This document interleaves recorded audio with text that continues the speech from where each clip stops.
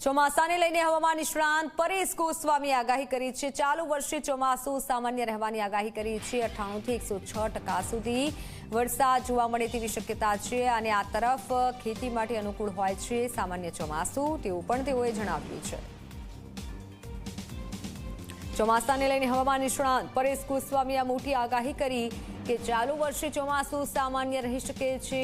સામાન્ય ચોમાસું રહેવાની આગાહી કરી છે।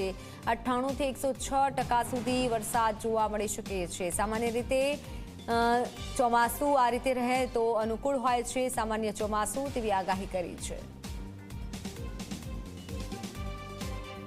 આ જે 2025 નું ચોમાસું છે તે સામાન્ય એટલે કે નોર્મલ ચોમાસું રહેવાનું છે। નોર્મલ ચોમાસું એટલે કે 98% થી લઈને 106% સુધીના વરસાદો જોવા મળે તેવી શક્યતાઓ છે।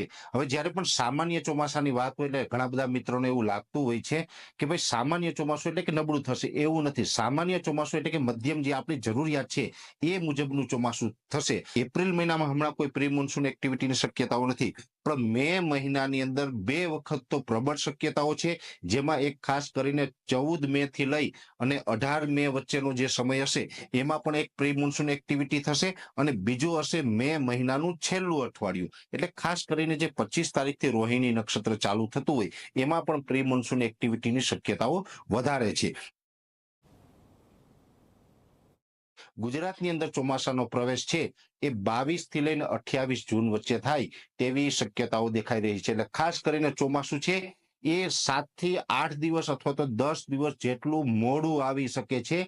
એટલે ચોમાસું છે આ વર્ષે મોડું થશે પણ નબળું થવાનું નથી। જેવી રીતે જૂન મહિનામાં ચોમાસાની શરૂઆત થશે એટલે અત્યારે અમારું જે રફ અનુમાન છે કે જે એક અઠવાડિયું હશે, જે છેલ્લું અઠવાડિયું જૂન મહિનાનું, એ દરમિયાન આપણે દક્ષિણ ગુજરાત હોય, સૌરાષ્ટ્રના ભાગો છે, એમાં ઉત્તર સૌરાષ્ટ્રના સુરેન્દ્રનગર સુધીના ભાગો છે, મધ્ય ગુજરાતના ભાગો છે, ભાલ વિસ્તારના ભાગો છે, આ તમામ ભાગોની અંદર વાવણીના વરસાદ જૂન મહિનાના છેલ્લા અઠવાડિયામાં જ થઈ શકે છે।